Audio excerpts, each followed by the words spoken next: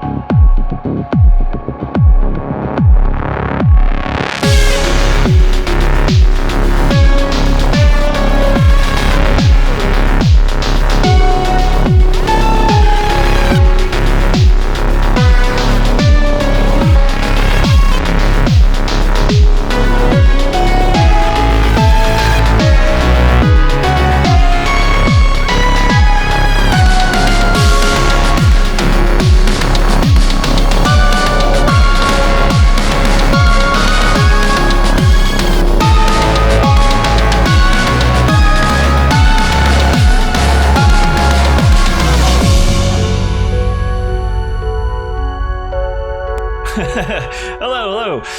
Yes, my name is Marlon. I'm your host today, and today we're going to be streaming some of the update. Today with me we have Andy Wynn. Why don't you introduce yourself? Hi, I'm Andy Wynn. I'm the project lead for Industries of Titan and the lead designer on the game as well. And below me here is Danny Baranowski. Hi, I make music. Yeah, so today the plan is to play the latest build and see what we got new coming up. As you can see from the trailer before, we had a bunch of cool stuff coming up. The biggest one being traffic, as themed by the name of the patch. Yeah, we're streaming from home because of the whole lockdown situation, so please bear with us with any issues. There's a lockdown? Yeah. Okay, so I was thinking we could just start a game. So one of the other cool things about this is that we get to name a lot of stuff. I mean, we always got to name our company, but in the game we're going to be renaming lots of stuff. So I'm going to be asking you guys for a lot of help on naming stuff. Yeah, you can name the buildings and the workers, employees now. What should we name our corporation? Team YOLO. All right. Team YOLO Co. There we go. YOLO Co. Oh no, Hocho. Team YOLO Hocho. Titan Shopkeeper Win. Asking the important questions. It's a question we ask ourselves as well. Oh yeah, Hocho. Oh yeah.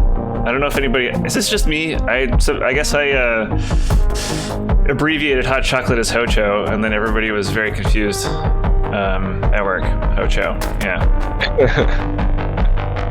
Is that a Saskatchewan thing? Dave the first burger Hocho. I don't know if it's a Saskatchewan thing. I don't know where I got it from. It's just me, yeah. Do you abbreviate everything? Like, do you say ear deaf if you have irreconcilable differences with somebody? I do now. One of the first things that will change about how you play Titan after this update is now that we have roads, you're going to probably want to plan out the spaces that you want your roads to be on. So originally, how people originally played is they sort of packed all their buildings together, and this was sort of a product of maximizing the pylon range availability. So like you build your pylon and there's a limited range it covers, and so everyone would kind of connect everything within that single pylon. And it made cities really dense, but it didn't really look like the cities that we wanted. But what happens is in the mid to late game, when workers start to have to walk very far to carry like 30 resources from a ruin, that's 30 trips back and forth on foot, and it would take a very long time. So we observed that like the game would slow down sort of the pace quite a bit.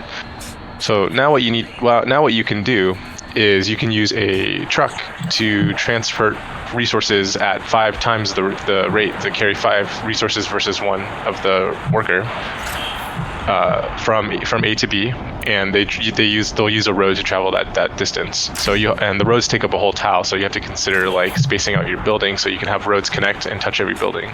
Oh yeah, we got to name our headquarters. Yes, Team Yellow HQ. Look at that.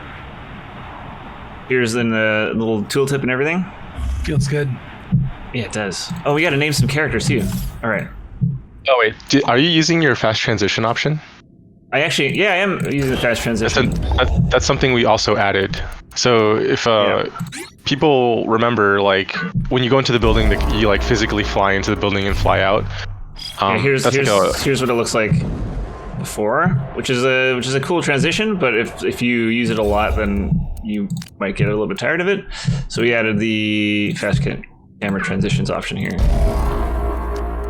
Community request. We got to name some people. What's this one? This guy's name is Hocho. We're just doing it. Oh. Colonel Hocho. Colonel Hocho. COL. Yeah, there we go. Colonel Hocho. There we go. Yes, it's not KERNAL. All right, what should we name this next guy? Worky McWorkerson. Okay, that sounds pretty good. Worky McWorkerson. Remember? Okay, I guess there's a character limit, so it's Workerson. So Turd Ferguson. I know that reference. I'm old enough to know that reference. Vegeta. Yeah, he was the Secretary of State for President Andrew Johnson. Yeah, I'm gonna name this one Ferguson. Ferguson. There we go. This is fun. This is the best edition already. Akira looks so official in that Titan typeface. Yeah, it does. Okay, we actually have to get some work done here too. There's Colonel Hocho. Worky McWorkso. That's good. Another thing that you can do, which we never actually explained like officially, is that you can disable the tutorial. So either before you start the game, there's a checkbox. So like that, what you're doing is you're hiding it, but you can actually remove it completely. There's a checkbox before you start the game, or you can go into your gameplay options and uncheck it there. It'll say like enable tutorial and gameplay options, and that way you don't have to hide it in the corner every time. Right. Oh, another thing that we knew here is the new music player. Realized that there was no music playing. So here you can actually select from the Danny's tracks, and you can pick which ones you like, or move between them with the sound right up here, which is pretty cool. It's alright. And as you saw from the heard from the trailer, there's a new track coming up too. Finished it 10 minutes before the stream. Oh wow! Coming in hot. Very hot. That you won't get that in the experimental branch. That'll be new on the day of Titan Tuesday. It's this Tuesday. Yeah. So I've only played this game quickly again, so I could make trailers. But what have been doing is kind of making small little, like city blocks, I guess, and then kind of surrounding them with roads. I'm not entirely sure if that's the best strategy, but it seemed to work. I like the way the game will decide whether or not to use a truck is there's a couple requirements that are going to go into this version of transportation, and we're going to do an updated version of transportation in the next milestone, like an advanced version. But the current simple implementation is that the game will check if your origin of delivery and your destination of delivery are sharing a side of a road. So there's no partial transportation. Like you won't drive halfway. So that means if you most players, their storage is stocked up in their headquarters, which means you want to have one of your roads touch your headquarters, and that road, if it's just one, needs to have a way to connect to the face of every building that you want to deliver to, or every ruin that you want to pull from. One of the things that we're going to do in the sort of like transportation update milestone, the next Titan Tuesday, is create a transportation overlay, which will sort of highlight the tiles that are affected by transportation and the ones that aren't. Because when your city gets really big, you might actually have a spot where your trucks can't reach, and it's hard to identify that. Titan Tuesday is the first Tuesday of every month. So in this case, it's June 2nd. Yeah, we're kind of leading up to it with our stream and teaser and stuff. The other requirement for roads to work is that you have to have a transportation hub connected to the road. The transportation hub is where trucks, the vehicles themselves, are stored and deployed from. So if you have an island of roads, like let's say you make a group of block of housing or something, and then you surround it with a moat of roads, that's not going to work unless you connect a hub to it. Does the building need to be both next to the road and the exit facing the road? Oh, the exit of the building as you're placing it is a pedestrian exit for the employees and the citizens. Because roads are subterranean, every road that is adjacent to a building has its own sort of entry point and exit point that accommodates that building. So that way you don't have to consider facing the road to the specific side. When we get to roads, Marlon can zoom in and show you this, and that was actually one of the main reasons why we went with subterranean roads, was to simplify how your roads face the building, because we wanted you to worry more about the network rather than sort of like the orientation of the network. And then another person asks, why do most games release on Tuesday or update on Tuesday? The reason for that is because most updates have unforeseen bugs and problems that happen, and if you do it on Friday or Thursday, it doesn't really give you enough time in the work week to fix it. You definitely don't want to release it end of day Friday. And then on Monday we can't really release it because we're trying to catch all of our recover from the weekend. So Tuesday is like a pretty natural day. Can a hub have roads on either side to service different road modes? Can it? Yes, it can. So like, say if you have like a hub and it's like one building, you can split off roads from the north, south, east, and west sides of that, and it'll distribute the roads in that direction. What did we say for the? What we said? We're just everybody's recommendations are variations on Hocho now. Chocho Fofo. Hocho Fofo. Hocho for show. Hocho for show. Yeah, that's our factory's name. Hocho for show. Hocho Fo. Here we go. I mean, it'd probably be good to like label this as something useful. Like, I'm going to put this in here, but we're not going to do that today. But another cool thing that I just discovered today is that I didn't realize, but you can actually label the floors as well. So this one could be like, living quarters or something, and then the next one. It's really, really handy for like organizing your stuff. I think this is a huge community request, so I think it'll be really popular. Yeah. Okay, so Pinstar asks, if a worker wants to use a truck, do they have to walk to the transportation hub to pick up the truck first and then drop it off when they're done? That's a great question, because we asked ourselves that when we were designing the feature, and the current situation is no. And the reason for this is because if they had to physically pick up the truck and drop it off, then there would be many circumstances in which using a truck would have been less efficient, because the travel time to the transportation hub could have equaled or been greater to the travel time to pick up the one resource that's in front of them. So currently what they do is when they need to go from A to B, as they normally would on foot, it checks to see if a truck is available, and if the travel distance is connected fully by a road, and then the worker takes a truck from underground, but like within the underground garage that's underneath every building, and then delivers it, and then the truck is then put back into the global network. So there's a concept of like global storage for trucks that they're sort of like they access and then they don't access. But that's the current implementation, and so there's a more the second updated version of transportation, which is the next milestone, is going to have a few more requirements. And one of them, I'll get into this later because there's a couple more questions I want to talk about. But the idea is that transportation hubs will have an area of influence. And that's the range at which they can distribute trucks. So you can't have a truck in the bottom left corner of your city.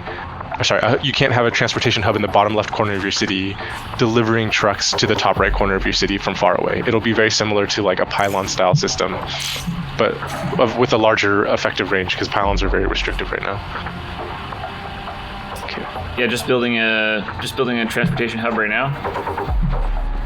We'll see if we got a truck in there, and got roads. Your hub. Yeah, you have to wrap a road all the way around your HQ to reach your factory. Yeah, it might not have been the best choice, but I kind of wanted to keep with this kind of like block, I guess. I feel like this is just my personal takeaway, but I feel like having like 2 wide blocks is probably best, like not having that, because then you don't have like an island of like one in the middle. I guess unless you connect something in the middle, which could be cool. Yeah, the pylon would be the perfect thing because you never deliver something to a pylon. I like that they got this scaffolding going up like a story into the sky to dig a hole. Yeah. Yeah, and there's these bridges that appear procedurally now. Oh, they're walking over the... I guess that's one thing that's we're still working on is... I think there's an invisible bridge right here. Weird. Yeah. Yeah, normally they would take the... Yep. Someone clip that. we gotta send it to the team. But a couple of other questions. Yes, this is an Unreal Engine. So the bridges is also a longer conversation because when we originally designed the idea, we want people to have like as much control over the visuals of their city as possible because it's like the city belongs to them. So in the future, I would like it to allow players to choose where to place their bridges. One of the challenges of this, though, is we have to find a way to enforce that the player places bridges in such a way that guarantees that workers can move throughout all aspects of their city, because the game will probably explode if you were to make a moat of roads and trap all your workers in there. The game wouldn't know how to handle isolated workers, especially if you split them in half. So the procedural roads or bridges, are done in such a way that it guarantees that you can never have a situation where your workers are isolated from the rest of like the world. But I think what we'll probably do is allow you to enter like a bridge edit mode and then move and delete specific bridges as long as you guarantee a certain amount that allows your workers to move through everywhere. Someone actually who plays on experimental made a comment that I wanted to address. So they had noted that sometimes workers take trucks even though they're not delivering anything. And the reason for this is that trucks currently are being used as transportation vehicles for the workers themselves. So if, for example, a worker wanted to travel to location A to pick up 5 resources, and then take those 5 resources back to B, they would take a truck to A without any resources in them. Or if they wanted to and in some cases, I think if they wanted to just go from A to B to like do a regular job, like a construction job, they would also take a vehicle because the vehicles are faster. They're like 15 or 20% faster than traveling on foot. Another thing that we added for this one is this advanced tab for the employee management, which is really handy. So you actually have more categories to kind of dial in a little bit better as to what you want your workers to do. This is a highly requested feature here. Yeah. The reason why we didn't, so in the beginning we actually just added all the tabs, and we have a 16 or something now, and it's kind of overwhelming for new users. From a design perspective, the average amount of choices that a person can like comprehend in a single like moment is around 7. So we have 8 tabs or 8 categories in the simple mode. So for a new player, that's sort of something that they can handle. But once we got to 16, that's just far too many. So you have to switch between the two, or switch to advanced if you're advanced in the game, and it'll stay saved that way. The chat's actually bringing up a good point here, which is the environmental concerns of trucks. So trucks will actually have environmental implications and fuel requirements in the next update. So the intention is that the use of trucks will require a certain amount of fuel per tile to travel, and also as they travel, they'll be emitting pollution in the tiles that they're traveling through. It's one of the feedback we got in the original version, or sorry, the 1.0 version of the game, is that fuel, sort of as a resource, doesn't have a lot of implications. It's just kind of there for power, and we've always had a long-term use for fuel. It's just we, have so much to add to the game that we haven't added yet. They will be supplied via fuel by the transportation hub. So the transportation hub will be the building that has the fuel requirements. So regarding fuel currently has 2 properties to it. The one is it's pulled from the air, and the other property is it's sort of teleported instantly. So that second property is something that we're going to change in the future. The first property is it's going to be pulled from the air, and that will always be the case. However, the update for that in the future is that it's actually going to be tracked. So for those who play the game, you can turn on like a pollution tab and see that there's pollution stored per tile, and that pollution sort of like spreads like natural air. There's an update that I want to do in the future where the methane that's in the air is also tracked. It's very identically to pollution, where it's a resource that's stored per tile in the air that spreads, and that resource is emitted from crevices and sinkholes in the ground. And so it starts there and it spreads out, and when you build the fuel fabricators that pull from the air, it's actually extracting from the tiles around it. So you want to place your fuel fabricators near sources of natural gas so you can pull it from there. It won't just be like magically anywhere. You have to actually like think about where it's pulling from. And then the second aspect of fuel is once it's been pulled from the resource that's per tile in the air, it turns it into a barrel, and this is a liquid update that we need to do.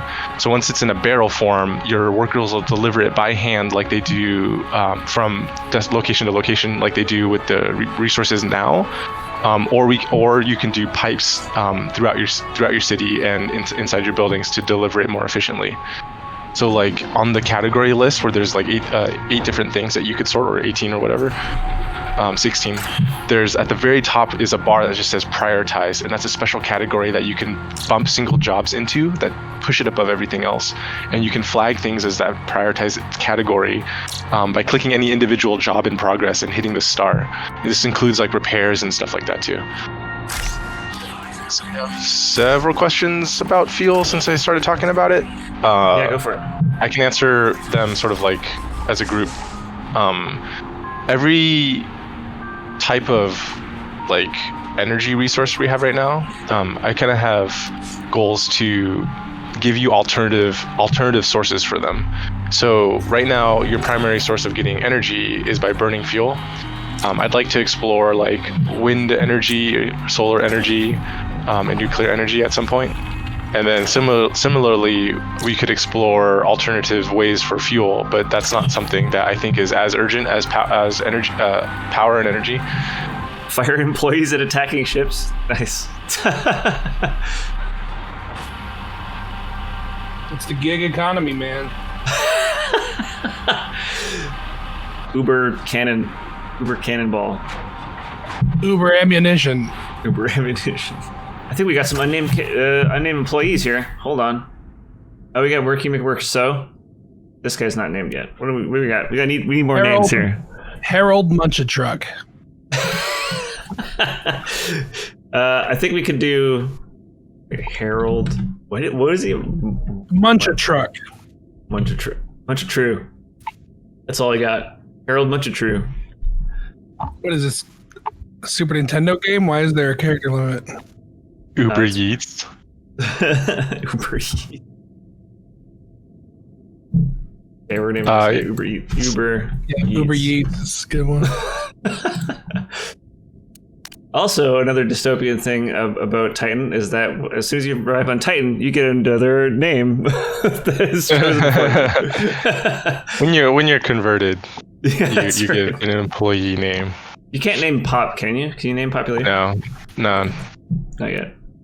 not yet. You have to convert them first, so they lose their rights.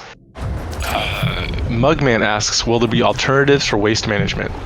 At some point, I would like for you to be able to take your... So right now, you can only burn your waste. At some point, I'd like you to be able to throw it into the crevices.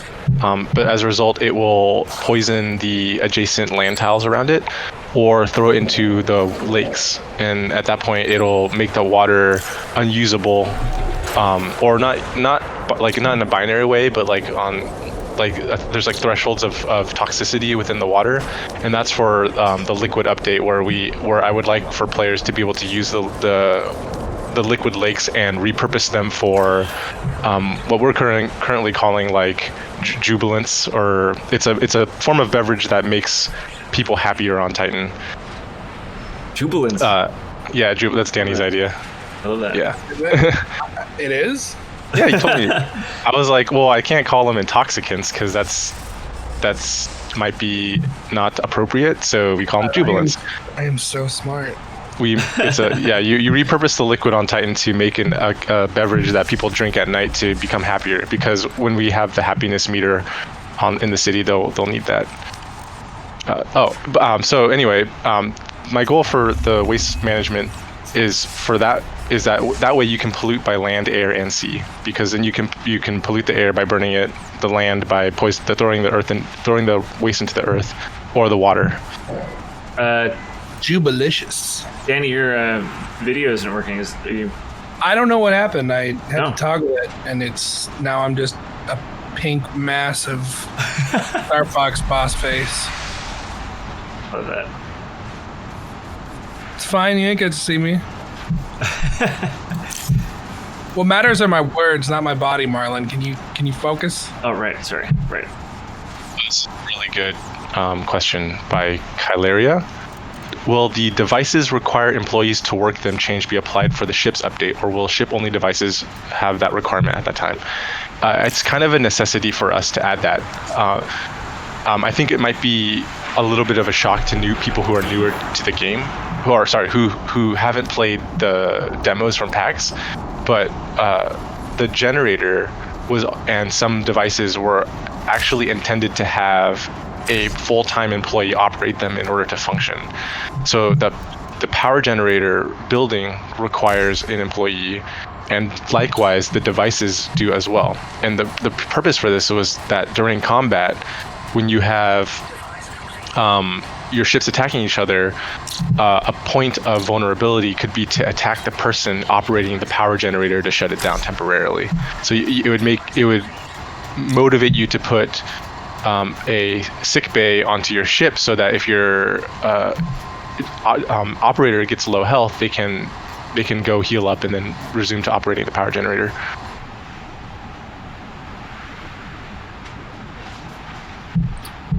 Got our trucks moving around here. That's great. There is a bit of a bug right now where not all the trucks are visible. Some of them kind of disappear or something, but they still work. I think that's being worked on. Can you rename the trucks? No, I think you can only right now. You can only rename the factory and the HQ and the workers, or the employees rather. And yeah, I put it outside the radius of the pylon, which is a very smart move. So I'm going to upgrade this pylon. So what you can notice is this is something we recently added to for those who are experimental. Is roads now have a requirement of being connected to the transport hub, and so those roads are now disabled because the transport hub is disabled because the pylon is no longer supplying power to it. Yeah. And I need to. That Oh. power, how does it have that big screen on the ground that says roadblock? Hey, If roads themselves required power, then the community would yo, go is up that in road arms. got Bluetooth? Upgrade your energy tower. Yes, I did it. Now the mine has power. And now we can set target. But we have to own the spot, I believe. I can't just do that one. Oh, and the employee's working on that one, so I can't do that one. I need to claim a new one. Now I can set the target. There we go. What Marlon did is a community requested feature. Basically, the mine was originally intended just to mine from the nodes, which are the giant veins of resources. But players wanted to also mine the patches, and so we've enabled that functionality. Link's TMS important question is, will the game map, world map get bigger, or you always play on this map size? So we chose this map size because it was sort of a reliable size for the game's current state of optimization. But as we develop the game more, we want to enter a phase where we sort of optimize as much as possible. There are like things that we're not doing that we could be doing to make the game run better. And when we reach that point, then we can then afford to make the map bigger. Our goal is to attempt to try to accommodate for like the biggest map size possible. Oh no. I totally forgot about the enemy attack. I think co-op and versus mode would be great, but that would require like sort of rethinking how you interact with the world, because like that added element of like an additional player, and it changes a lot. So like even something as simple as the spaceport, which that's a port that is accessible because it's in low orbit space. It's accessible to every corporation on Titan. We need to think about like if other players grab it, does that mean it gets reflected in your thing as well? So it's like it sort of touches every aspect of the game. It's a very difficult amount of work. So I think what we want to do is we want to finish our vision for the game as like a complete single player simulation first, and then that's something that we could talk about in the future. But it's something like we've sort of personally wanted for a long time, because I think it would be a really compelling experience.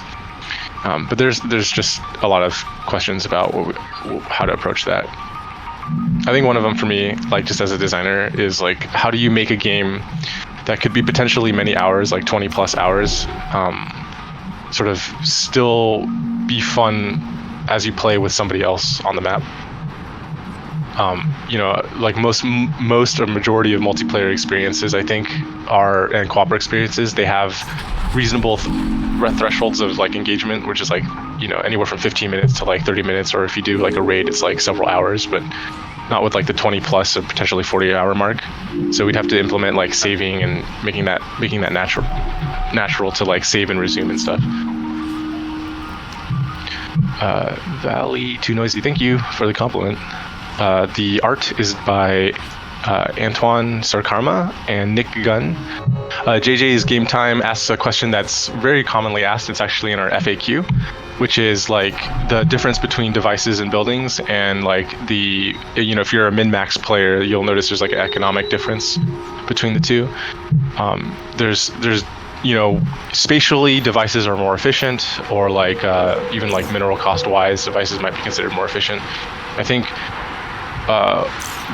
in the FAQ it describes that the design for buildings is actually to sort of reach what their full potential is dependent on multiple game systems, and we just don't have the systems in yet. So the example that we currently have is that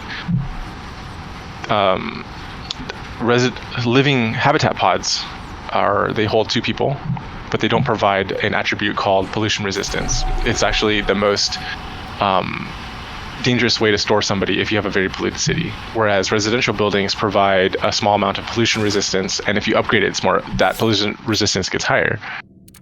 So if your goal is to kind of keep your citizens alive, you actually want to move them to those buildings anyway, even if it is less spatially efficient. So now your choice is like, well, do I kind of be a dick and and make all my citizens live in a factory where they'll die really quickly, or do I give them an actually nice place to live?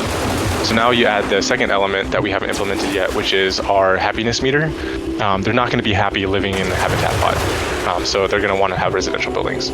So you're balancing the two. It's like, well, I could make them live in a miserable space, and then if I have the option to give them the liquids that make them happy at night, then that would be fine. But if I don't want to give them the liquids and I want them to actually be naturally happy, then I'll give them a nice place to live. So same. So that apply that logic to the other aspects of the game. So I think the problem is like with the limited number of gameplay layers right now, players are min-maxing, sort of not realizing that the game was not meant to be min-maxed in that way. Regarding turret defense and free workers, any plans to have alert levels or having working or leaving turrets? Yeah. So Draco G is asking about how the most efficient way to manage your turrets right now is to unassign a worker whenever you're not in combat and then assign a worker when you're in combat. Okay, so the reason for this is we're missing a gameplay system that we're calling call to arms internally, and we might call it that when we ship with it. So it's a job type. There's a temporary job type and there's a full-time job type, and if it would be a third job type called call to arms. And what call to arms, the way that would work is you would weapons would be considered call to arms, and a person assigned to that would only operate that job if you were under attack or if the player triggered the call to arms state, like with a button in their UI, and that would allow them to sort of like, before they get attacked, load up all their guns. And in the future, when you're gonna have a combat floor on certain buildings. So that'll allow the HQ to defend itself because it's going to have a floor where like weapons can fire off of it. When that happens, you might want to assign like certain devices in there, like generators and stuff, to also be call to arms instead. So since it's a little bit more complicated than our current job system, that's why it's kind of taking us some time to like implement. What is the end game at the moment for players who carry on playing, or what plans do you have the end game?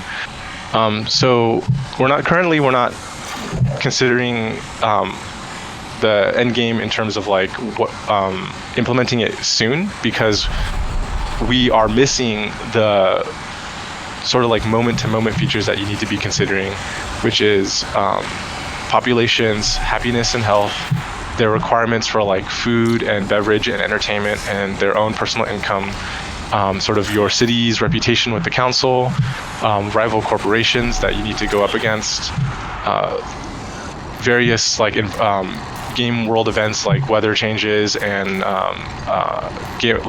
environmental anomalies and stuff like that. There's also a metric that we haven't introduced yet called like public publicity rating, which is like the citizens' opinion of you as their CEO. Those are all things that you're gonna have to balance, and like the reason why you get to the end right now and then it's sort of lackluster is because all of those other elements aren't there to actually like keep you busy before you get to the end. So like we need to actually just finish the meat of the game first, and then we'll talk about the ending. But it's actually something that a conversation I've had actually recently about that's something that we're gonna try to come up with a solution for. Do you want to talk about, because the combat just played, do you want to talk about like the music for that and like how you kind of separate combat versus the regular ambient? Yeah, so right now the combat music essentially triggers when combat starts. Basically, it's a pretty simple setup right now. Looking at different ways to make it a little more interactive or cool, but right now it's pretty simple, and it just loops until combat's over and then fades out. So why did you approach combat tracks the way it is now versus sort of procedural or STEM versions of existing ambient tracks? I mean, that's still a possibility. I mean, we're still looking into different ways to do it. I mean, usually the way I approach this stuff is Occam's razor at first, and then go from there. You know, have a basis to to grow off of. So have ambient music that is appropriate for the general tenor of the game, and then appropriate tracks for events and stuff like that. And then now the game's in a state where it's a game. Early on, there was not much to it. You know, we had a prototype, but you know what I mean? Like, I just feel you gotta have it in, you gotta get the rubber on the road before you know what's really going on. That's another, I have a lot of folky aphorisms like that, but basically, you gotta feel it first. So, we might. But a lot of times the stuff that you do is, I don't know. I'm not obsessed with like reinventing the wheel. I think generally my focus is just writing good, appropriate music that fits the situation, and that's where you do the heavy lifting. And the interactive stuff can come later if it is appropriate. When you first developed those combat tracks, in that demo, we didn't have the loop of combat in through. It was much more of a linear experience for the demo. And so now that you see how it kind of like how combat, you know, weaves in and out of a regular play session, it gives you a better idea of how to do it.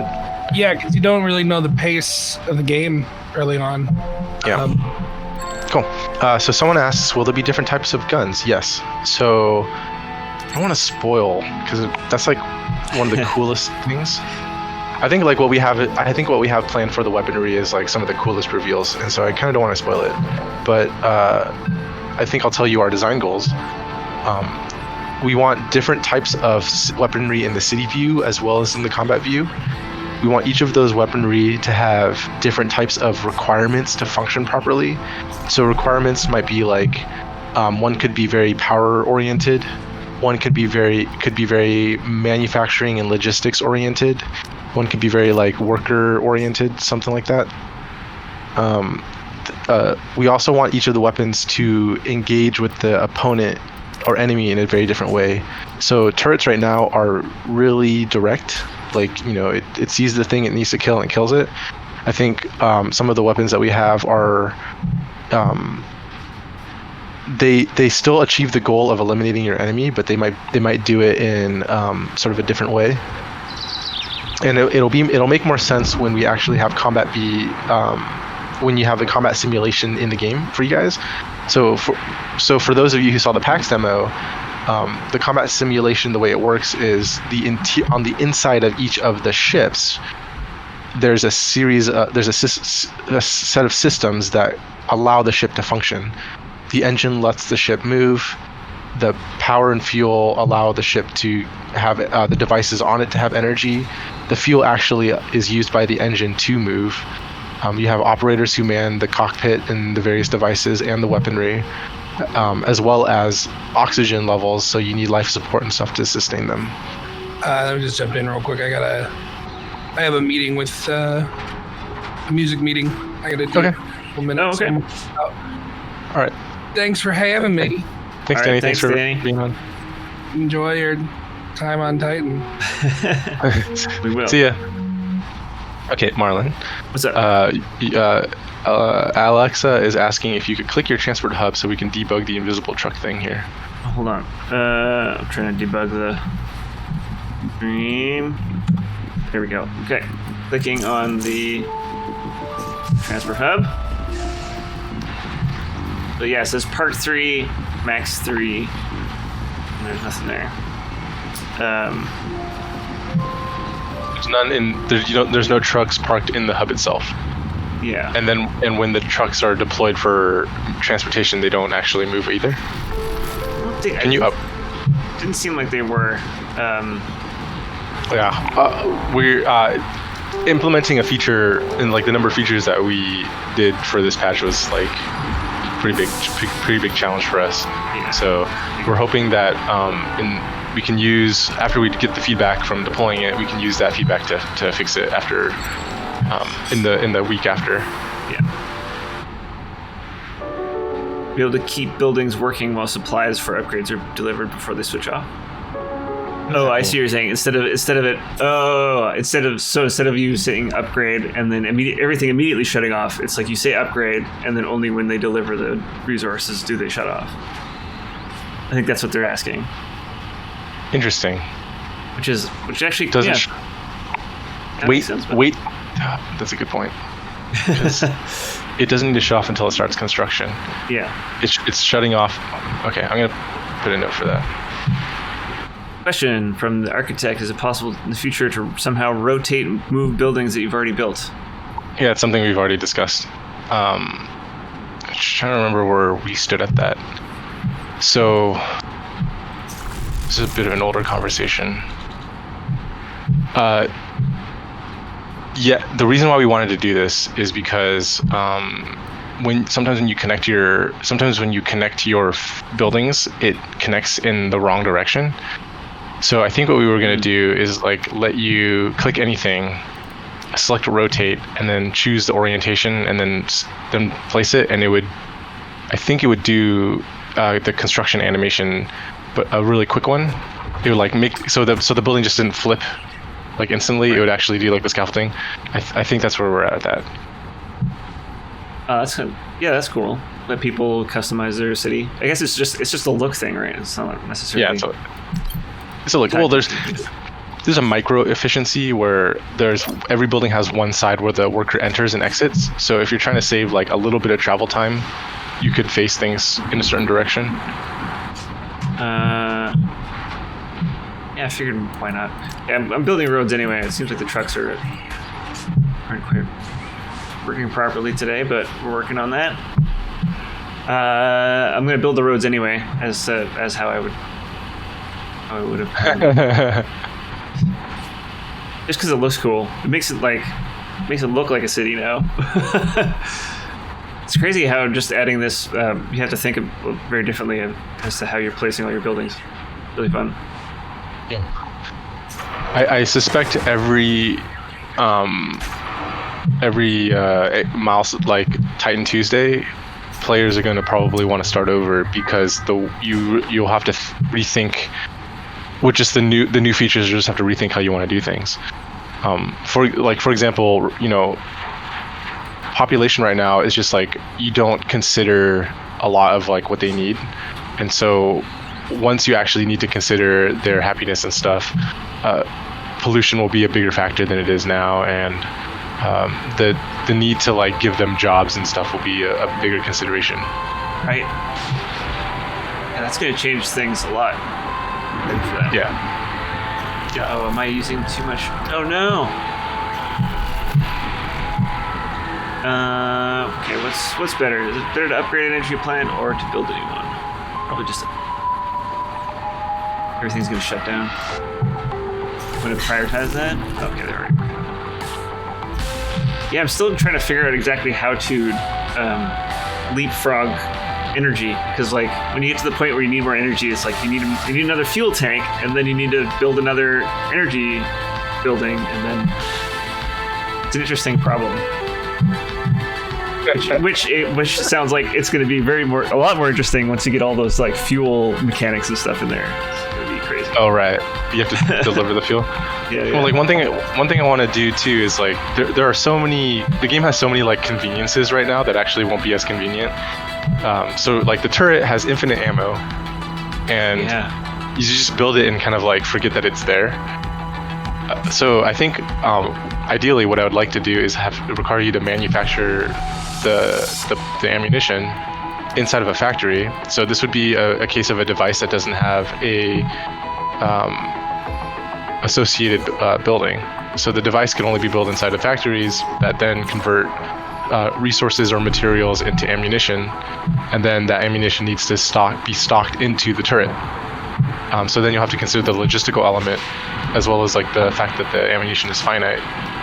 I do a majority, if not all, of my fuel production in factories. Will they become flammable in the future? I do want a fire system, but currently every building and device that explodes has a certain amount of collateral damage, and I believe that the collateral damage and the collateral damage range of fuel related devices and buildings are about twice to 2.5 times higher. So you could try this out now. Like build a bunch of connected level 3 fuel tanks, and I think I don't have it in yet. I think it's not in yet where the amount of fuel that's in them determines how much they explode. But see what happens if they get blown up by a level 3 ship. Now, the other thing to keep in mind is like ships also have collateral damage, right? So when they blow up their debris, it damages the buildings around them, and that collateral damage is higher the more hull integrity that the ship had that blew up. So like when you near the later parts of the game and level 3 enemy ships start coming and they're like massive, they have the potential to explode one of your buildings by crashing into it, and that could cause your building to then explode and then damage the buildings around it. But I do want fire that would basically occupy tiles and then spread from tile to tile. I have a pretty simple design for that. Wow. I know that most people do their storage inside of factories right now, but I build these because I like how they look. One could argue that factories are a little bit riskier because you kind of have all your eggs in one basket. So you have, if you have your storage and your power and your living space and stuff in there, and then it actually manages to get blown up, you're gonna lose a lot of content. Will it be possible to explore the map without claiming tiles or command centers? Okay. So you can build ships in the future, and those ships will give you a small amount of vision. You can fly around and then explore the map that way. One of the things that I want to be conscious of is I don't think it'll be as fun if you could build one ship and explore the whole map right away. And so the way you're going to kind of be limited in exploration is that the ships themselves require fuel, and the way it's currently designed is when you have a ship, it's like floating in your city, just like these Rebel ships, right? They can refuel in two ways. They can either dock in the spaceport to refuel their fuel tanks, or sorry, not spaceport, the shipyard to refuel their fuel tanks, or you can hover them above fuel tanks, and then it'll siphon the fuel from the fuel tank into its ship. So that means that as you leave your city, you're going to start burning fuel without the option to refuel it, and you could end up in a situation where your ship becomes derelict because it's out of fuel. We want to, in the long term, I would like for you to have a way to rescue derelict ships. So the reason for this is twofold. If you did make a mistake and you left your ship unfueled out, a way for you to like tractor beam it back. But also, if you're fighting ship-to-ship combat, you can technically disable an enemy ship by killing all of its workers. So like, let's say I blow up their oxygen supply and all their workers suffocate, and then I leave everything else about the ship intact. I think it would be nice to be able to tractor that ship back to your base somehow and then salvage it for resources, rather than just like letting it sit there until it crashes from not having, or until it just like, well currently when you run out of fuel, you kind of just float there. You don't just crash from not having fuel. And that's something I need to think about, because if that was the case, then you would lose a lot of opportunity to like salvage ships, which I think is like, it'd be fun to do. Yeah, we just need time. Yeah, exactly. always Need a lot of development time. I think we get compared a lot to games like Civ or Stellaris or like RimWorld and stuff, and I think all of those games have like 5 to 7 years of development. Same with like Factorio, like many years of development, and so for us to get there, it'll take us time. The repair all button should be on command centers, if I understand correctly already. Can I do that on? Oh yeah, there it is. Yeah. Yes. Okay. That was also a community suggestion, so I thought it was a great idea too. I didn't. Before I was repairing everything manually, I didn't realize that there was that button. That is very handy. Yep.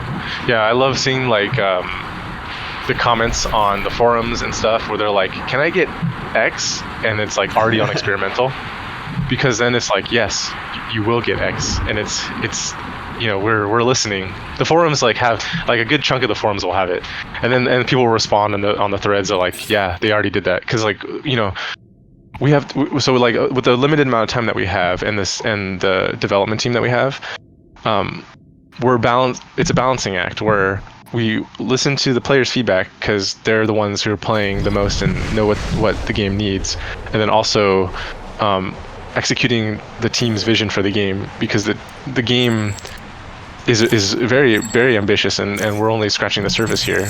So if we focus too much on just what the community wants, we might not actually reach the full vision of the game.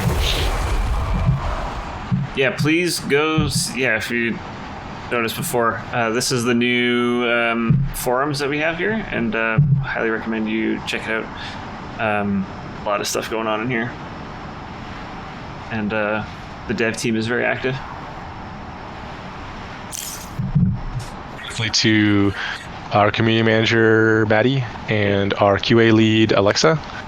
Patchy Perfect. Alexa, Patchy Perfect. She's in the chat, and Alexa is also the admiral. So if you have any questions about how to deal with rebels, you can ask her. Does the game have an official Reddit? You don't. The Reddit. We actually have the Reddit. We don't participate on it. I'm a little like, so I checked it out, and like a lot of people on it, at least when I last checked it at launch, they were people who like a good chunk of the audience were people who didn't own the game yet, and they were more like questioning about whether or not they should get the game. So I that would have taken, I think, like I didn't want to take too much of my time trying to convince them to buy it. I'd rather just like make the game good enough, and then they'll decide on themselves. But that might have changed. So we could also consider. I also wanted to do like an AMA at some point. So it's something that we could consider. Will there ever be a way to make a priority list for repair all? So that's a great question, because there was a time when we were talking about the simple advanced categorizations, and having it be where for construction, it actually listed every building, and then within construction, you could like, I want factories before turrets always, or whatever. Oh, wow. And the same thing for repair. But then that would make that list like 50 or something like that. So I guess I think I might be screwed. So what you'll have to do now, Lem, is when something is being repaired, is click the star on it. And I think you should do that now, actually. Did you hit repair on that turret? I did not. Oh my goodness. Star it. I did. Oh, star there. I see. Good. Oh no. Okay. Oh no. That is a level 3 ship. Oh, so we'll see. Look at that collateral damage. So if that actually, did it blow up your roads? Oh, it did. Yeah, I might have. I think I might be done. I was not paying attention to the. Oh no.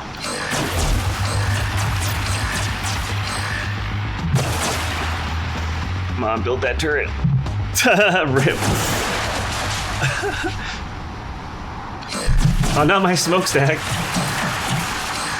Okay, well, he seems to be taking out the less important things right now. Yeah, if you prioritize that, you might make it, but I don't know if a level 1 alone is going to destroy it.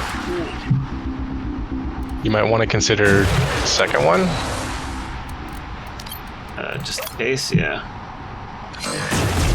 I gotta take out those roads. Oh, man.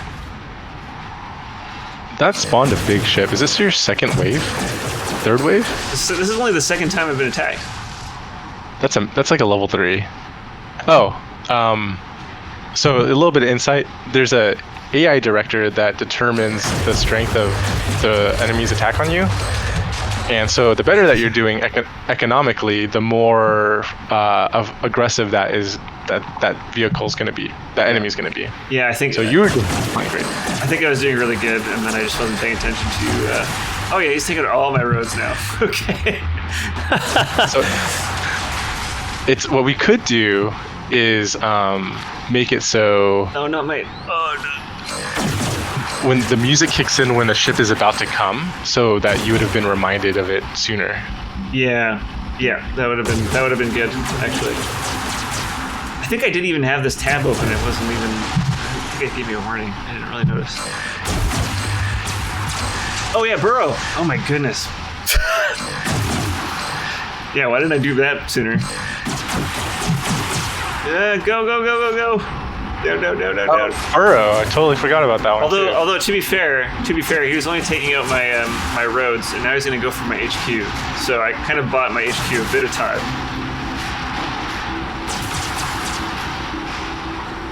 And you can also load the save.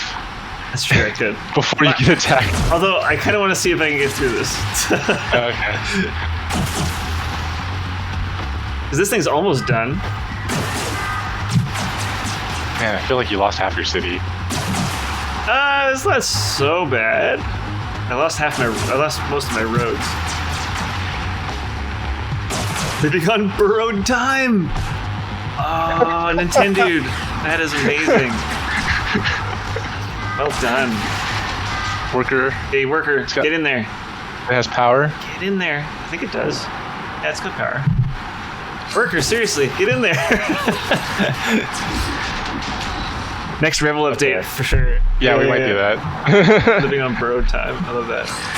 So when we were thinking about all roads lead to Titan, I wanted to say I wanted to do one where it's like, where we're going, we don't need roads.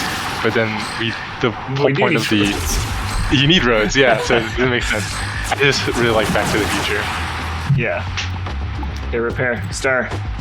Just sit there and repair. Come on, guys. What else? Oh man. Is that star accurately representing its start state? I don't know. Okay, it looks like be like cold and indented. Oh god. Looks like I'm gonna need to wait for another one to be built. Well, the good news is if you survive this, because you've been knocked down so hard, the subsequent attacks will be less often. That's true. Uh-oh, my buildings are unburrowing now. Also, this thing has that bug where there's too many isotopes on the thing, so they're not building it yet. It's not a bug. It's not a bug. It's like a. You have to remove the excess isotopes. Remove isotopes.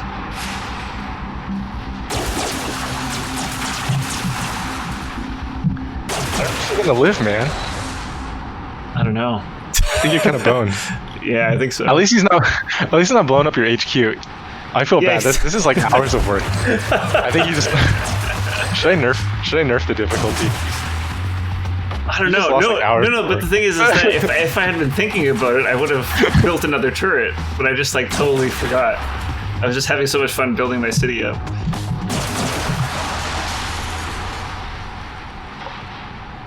Yeah, exactly. Traxo. Where we're going, we don't need roads for ship update. Yes. Yeah. And then you have to fit that. You have to fit that into like that subtitle. Yeah, the little text of the logo. Yeah. I should probably reload checkpoint. Yeah, you're right. I think I'm done. I think you're done. Let's try. Okay, well. Now I know. Well, I also want to see if reloading your check. Oh crap! Uh-oh. You only have autosave. Oh no! Was it more than 5 minutes? It's every minute, right? You have to load your oldest autosave, and it's 5 minutes ago. Oh yeah, I think I might be soft locked.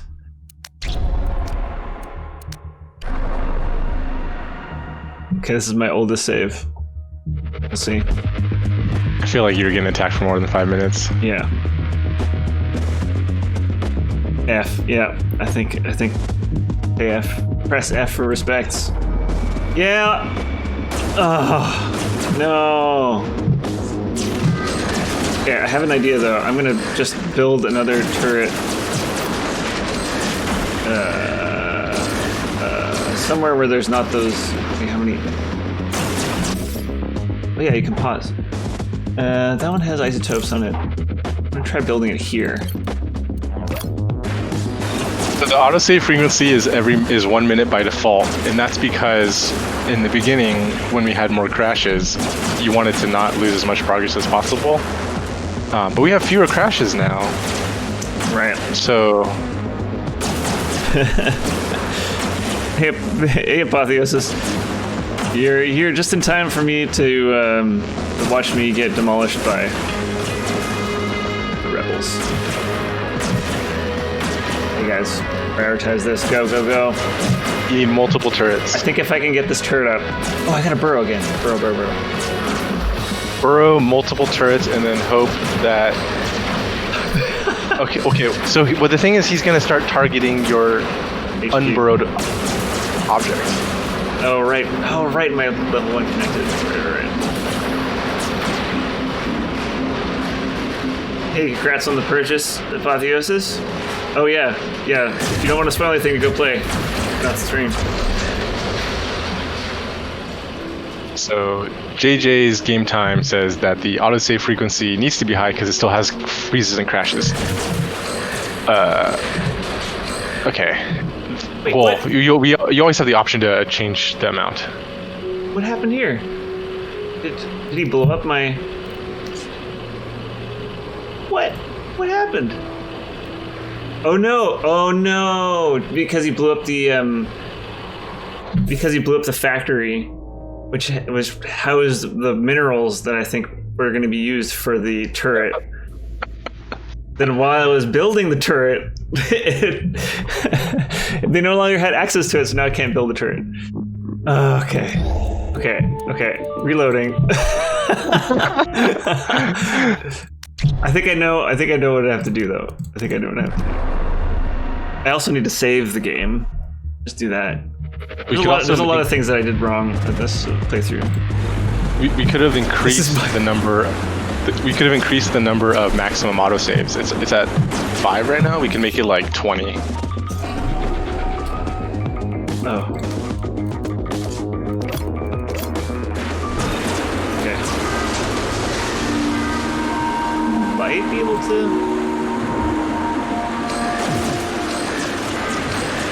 Okay, what I'm gonna try. Oh my goodness. Yeah, we might have to. Might just have to call it soon. Yeah. The rebels took over the stream. Yeah, not looking good.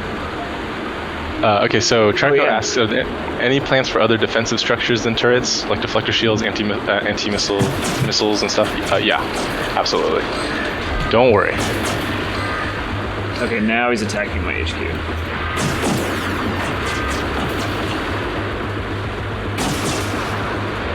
Music wrong because we loaded it.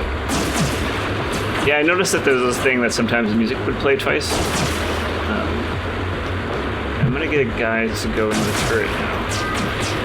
And then maybe this time I think I'm screwed. I don't think there's any way out of this.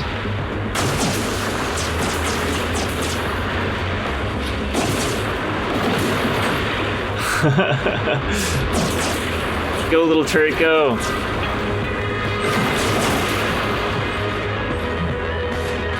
Look at all these juicy other buildings over here, rebels. Go attack them.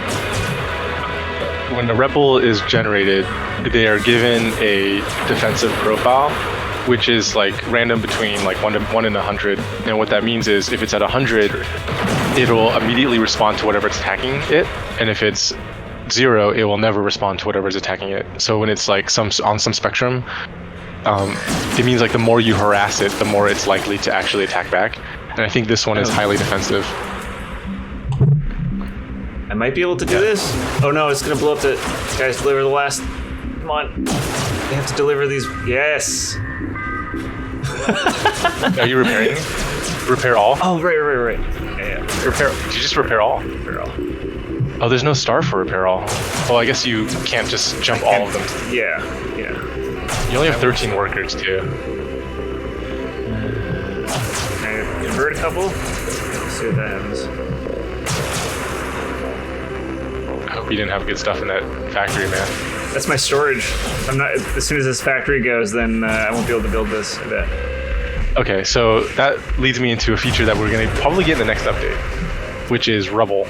So right now, Marlon lost about 100 resources because his storage got blown up.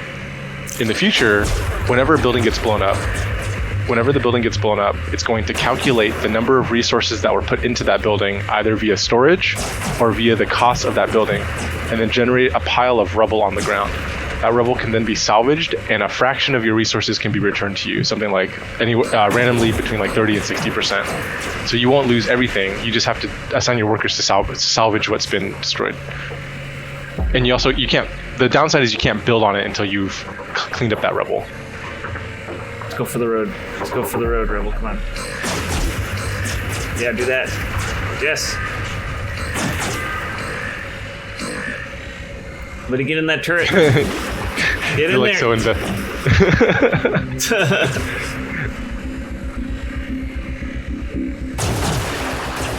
There we go. And I'm ready for the repair. yeah, he has a high defensive profile. Repair. I might be able to do it. Oh, it's so tanky. I lost lost 2/3 of my city. Yeah, I might be able to do it. It's gonna be close.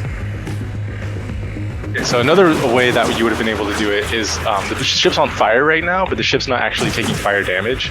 So I wanted to add it where oh god, the collateral damage.